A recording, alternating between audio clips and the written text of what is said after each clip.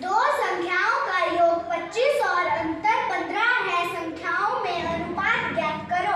संख्याओं में अनुपात ज्ञात करने से पहले हमें संख्याओं का पता होना चाहिए। बड़ी संख्या योग जमा अंतर बटे 2। 25 जमा 15 बटे 2 बराबर है 40 बटे 2। 2 एकम 2, 2 दूनी 4, बड़ी संख्या गई 20। छोटी संख्या जोड़ नफी अंतर बटे 2।